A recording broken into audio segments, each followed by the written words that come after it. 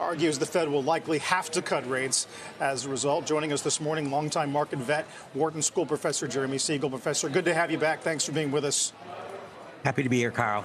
I took note of your comment last week. Why would the Fed come out and make a move like a cut, knowing that this policy could be undone in minutes? Well, you know, the Fed can be much faster moving, and I've often advocated them to be much faster moving than they did. They can make changes intermeeting. There's nothing that restricts them from doing that. And, if Trump, in fact, does reverse himself, they can reverse themselves also.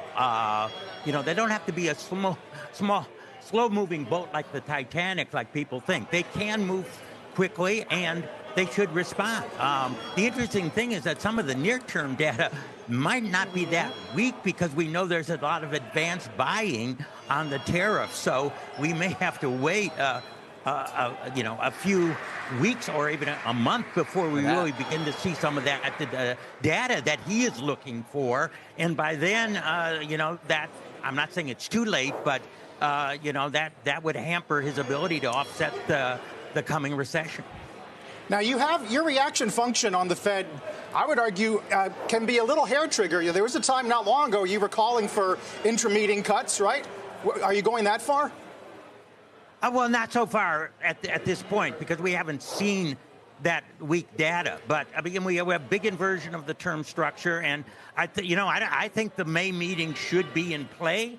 Most people are dismissing that, and I absolutely think it should be in play because the truth of the matter is, inflation signals are of less utility to the Fed now because how much is it going to be tariffs and how much is it going to be excess demand? Well, it's not going to be excess demand. And that's when the Fed should really tighten, is when there's just too much spending by consumers and businesses and investors. That's not going to be the source of the increase. A supply shock.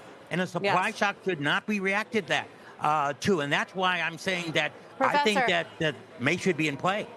I just want to cut you off because we're seeing some pretty dramatic action in the market right now. The Nasdaq is now positive. The S&P, after going into bear market, has just gone positive as well, and the Dow has wiped out more than 1,000 point plunge and is now positive as well.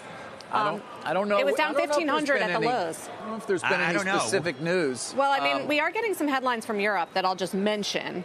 Hard to know if this is moving or not. But basically, Europeans are saying that they want to negotiate. We've offered to the U.S. 0-for-0 tariffs for cars and all industrial goods. A range of tariffs is hitting 380 billion euros worth of EU exports are facing 70% of our total exports are facing tariffs, they say. They say that is an important source of income. There's also this ABC headline that tariff legal challenge could be filed as soon as Friday. That's just a flash.